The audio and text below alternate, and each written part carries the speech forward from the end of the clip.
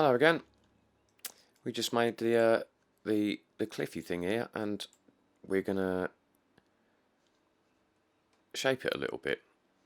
First off, we'll look at the camera that we set up. So we don't. It needs to obviously go round here, but we don't need to do the entire back half. And I'm not completely convinced by this yet, so we're probably going to come back and look at that before we finish. But for now, it will do. So, right, what we need to do is select our cliff plane, tab into edit mode, and oh, of course, we did definitely put a lot of subdivisions on that one, no problem. So we just need to, in edge select, we need to double click and select this entire row, and then we're going to press E. I'll just press 7 to go into top mode, press E, and then it's gonna take, it might be a little bit because I've got the subdivision turned on. If we turn that off, it's going to update quicker, and that was probably way too far, so cancel that, Control Z, keep your subdivision turned off. Let me check I've still got those edges. Yep, back into top mode. So also it's not in the right shape, never mind. E, and I'm just going to do it a little bit, and E, and have a little bit, and then E, and have a little bit, and then start to go back on oneself and just check the subdivisions. So we want to, when we do that, we want to keep the geometry as even as possible. So we've got more subdivisions here than we have in these corners, so we just Control R to loop cut, put one in there, put one in there, put one in there, and put one in there. Not there, there. And now it's about the same. So let's see, how is that going to look? And while I wait, I will drink my tea. Oh, lovely. From the camera. Yeah, that'll do. I mean, we'll deal with this as and when, but for now, that's nice. So I'm also going to head into top mode, and I would like... Why is that disappearing? I should be able to see where that's curving. I don't understand. If you ever come into this situation where you're trying to style a plane or shape a plane, and you go into top mode and it completely disappears, you can't even see the object outline. I don't know why. I mean, I'm still selected, but it's 2D, so it has no width. So what I would do to fix that is just make sure your subdivision is turned off in the viewport, and then add a solidify, and there we go. And we'll get rid of it in a minute. And all I want to do is, because in Minas Tirith, it's, you know, it's that shaped, so I just want to rotate it a little, maybe like that, and then this bit needs to be in the middle. So I'm going to press GX, go over on the X-axis, and slap it right in the middle there. Let's have a look at that now, shall we? Back out and a viewport. Yeah, that's totally what I was thinking. Something like that. Let me drink my tea while I consider our next option. Alright, Jably, that's nice. That'll do for now. We've now got the majority of the shape. We might as well start putting some houses in. What am I on? 4 minutes. Boom. You can, there's going to be a bunch of ways of doing this, but I'm going to show you the way I do it. It might not be the quickest, it might not be the simplest, but it's the way I do it. And the reason being, one option you could have is because all of this is, let me go into edit. So all of this is separate objects. You've got the balcony, these bits, these bits, these bits. You could make all of that one object by first making sure that any modifiers have been applied, and then selecting the whole thing and pressing Ctrl and J, and it makes it all one mesh. But obviously it's going to be all one mesh with things that aren't connected because they were separate objects. And that's one reason I don't like to do that. I like to keep everything separate, but the caveat is if you group select the whole lot, I don't know where we'll find out where the origin of this group is when we press R. it's over here, which actually is alright, because sometimes you'll group select and the jump, here we go, it's still here. I don't know why that is. What? Let me check. Active elements, bounding box center. There we go. That is not, that's not the bounding box center of this. I still haven't worked this out. I really haven't. What I end up doing in this situation, let me explain why I'm talking about this. So yeah, you can see the origins all over the place. So if we started to put it into the scene and we thought, oh, this building looks nice here, I just want to rotate it to face the camera more, that's going to happen. So by joining it all as one mesh, you can set the origin for the whole object down here somewhere, and then you can snap it to a plane, to one of these planes. But because the height of these buildings is going to be camera dependent, i.e. how is it going to look from here, we don't need to snap to anything, and in my opinion we don't need to join anything. So the way I deal with that problem is if I try likely every single axis origin point, and you don't want individual origins because it's going to rotate everything, only like, I don't even know what that means. Let's press it and see what happens. No. Medium points, probably not going to work. Nope. Active element we know doesn't work, and bounding box center doesn't work. So in this situation, I would shift right click, plot this 3D cursor there, and then just choose 3D cursor for your rotation point. What's going on? Why is that doing that? RZ. Oh. How do I... Oh, it's a tick box. I've never done that. I've never used it. I don't know what it does. Okay, so now it's going to rotate around the cursor. So it just means that every time if you have a problem, shift right click the 3D cursor somewhere. There we go. 7 minutes. Cool. Okay, so first building. First things first, I would place it from above, because I know it's going to fit here nicely. And this one, we can't. Oh, we can see the plane. Good. So let's put this one on the floor and up against this a bit, and then I must remember to move the 3D cursor because it's still going to try and rotate from where we last had it. And in this, which one's this is my UV editor. We don't need that at the moment. 3D viewports. I always find it useful to have a bunch. I have the shader editor, the viewport, and this viewport all the time. So, but this viewport, press N, I need to change the view to be 8000, like I think the rest is. Okay. So yeah, place it from above, and then maybe go into camera mode, and because we're bringing it down on the Z axis, press GZ, and we know it's in the right place behind the wall. It's just a case of putting it in, and that's clearly too big.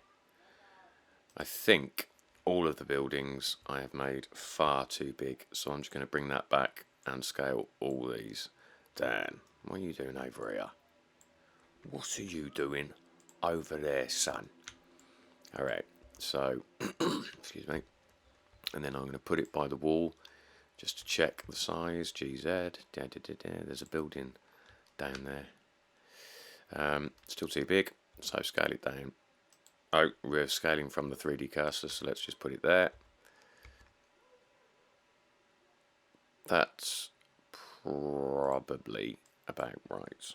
I didn't mean to do that. Let's just have a look from camera's perspective. Aye, that looks right, that do. That looks alright. Let's do that. So, let's get these boys out the way and find out why this little chap is up here. See, some of these group origins, I don't know how to set the origin of a group of objects that you just happen to select. I don't think you can. So as you can see, we've selected all of them over here, but there are origins all over the place. Hence the 3D cursor trick. Okay, let's place. Let's put this one somewhere. So again, top view first, set it in the right place, check it with the camera, and it doesn't matter that the floor's down here. We're just going to make that house visible. One thing to be aware of is because we've put this right next to the cliff. There is displacement here, so the displacement may be pushing into this building. So if you put anything near displacement, I just double check. We're all right, I think. Yeah, that's all right. Okay, and I'll put that back in normal mode. I'm going to drag him back a bit, and we're just going to duplicate all of these all over the place. So what are we on? 10 minutes. We'll go to 15. I'll just place a bunch on each level. So G, move that on the. Actually, that might be all right. GZ. Okay, one does balconies. Okay, and I'm just going to move these out of view, at least from the camera, so that we can see our progress. Let's. The cylinder one I think I made just to attach to the wall, because we're going to edit these walls and add some extrusions and some little pillars and things. But this little guy seemed to work quite nicely with being attached to a wall, so I want it actually on the wall. And let me zoom in. Let's bring it down. Oh, give it a... Don't do that. Cancel. I change view. And now I've crashed it. Oh, that's not good, is it? There we go. Okay. Right, GZ. Bring it down the Z axis, and then I don't want this to be visible, so I'm just going to go back, go into my top view and drag that until it does that. And we can probably get away with bringing that down. Bringing it down. There we go. There we go. How's it looking from front? Alright. I don't think I put any windows in that. Okay, cool, cool. Let's do another one. Let's put some on the level above. As I say, this is where the floor is not... Unless you're going to be taking shots from up on the mountain facing down here, the floors are irrelevant. I'll show you what I did with some of the other pictures of floors, because I did put grass and some trees in there because I took some pictures from that exact angle. So we'll do that, but we'll wait till the end to do that. We'll just do this first, alright? Okay, so this one is going on the second level, and as I say, some of them have... we'll get to it when we pick one. No, while I'm talking about it. Let's do it in this window. So, pick one of these. Q, frame selected.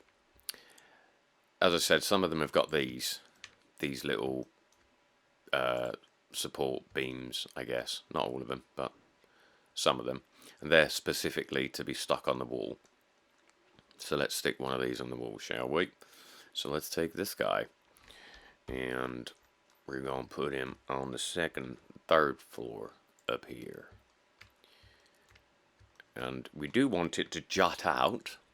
So I'll shift right click that old chestnut, and then check through camera that it's in the sky. GZ, GZ. And I would hazard a guess. I know it's not too close. Right, I need to zoom in with this. I need to see what that's doing. Oh, I'm looking at the wrong... That's right. Where's the top? Oh, that's the floor. Right, that's better. That's better. Maybe I'm going to bring that up a little. Like this. Yeah. Okay. So that's how I attached ones to the wall. And let's do another one. What are we on next? 14. Oh, right. Okay, we'll do this one. Put it up here. It's going to be in the sky. GZ. There she blows. Camera. Zoom out. GZ. Oh, it's a wall one, so we can put that one on the top wall. So shift right click, 3D cursor in the right spot, and I think it's at the top. I want to see the bottoms going into the wall, and they are there, and that'll do. That's just because we've zoomed in with the camera. Alright, cool. So that's effectively how you're just going to place them. And what you want to do is, from your selection, keep what the thing I've done wrong there. Oh, silly. I've shifted it. I mean, I've just moved them. I shouldn't have moved them. I should have Alt D. So if I want this building, I would Alt D and duplicate and make an instance. If I wanted this building, I'd Alt D, and that just means you keep a library of things here. I'm gonna have to put all these back by Alt D'ing, selecting these, not selecting that.